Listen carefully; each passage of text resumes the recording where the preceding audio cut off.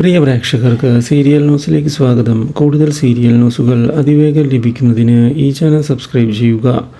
Bell icon മറക്കാതെ click ചെയ്യുക. Video ഇഷ്ടമായി എങ്കിൽ ലൈക്ക് ചെയ്യാൻ മറക്കരുത്. നമ്മുടെ പ്രിയ പരമ്പരയിൽ സുപ്രധാനമായ വഴിത്തിരിവാണ് ഉണ്ടായിരിക്കുന്നത്. കാര്യങ്ങൾ മുന്നോട്ട് കൊണ്ടുപോകുന്നതിന് വേണ്ടിയുള്ള നീക്കവുമായി മണിക്കുട്ടി മുന്നോട്ട് പോവുകയും ഇതേ തുടർന്ന് കരാട്ടെ കോമ്പറ്റീഷനിൽ പങ്കെടുക്കുകയും ചെയ്യുന്നു.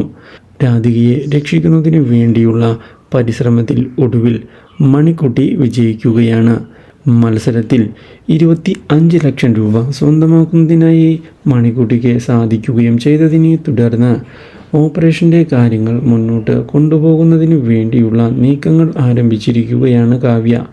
ഇതേസമയം ഈ തുക മണിക്കുട്ടി നേടി എന്നുള്ള കാര്യം അറിയുന്നത് ഞെട്ടിച്ചിരിക്കുകയാണ് ജയയെയും കൂട്ടരെയും.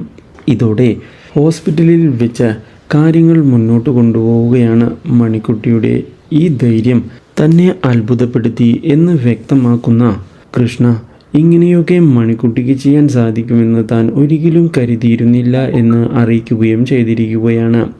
ഇതേ തുടർന്ന് മണിക്കുട്ടി നേടിയെടുത്ത പൈസയുടെ കാര്യം രാധികയും അറിയാൻ ഇടയായതിനെ തുടർന്ന് രാധിക മണിക്കുട്ടിയെ ഓടിച്ചെന്ന് കെട്ടിപ്പിടിച്ചിരിക്കുകയാണ്.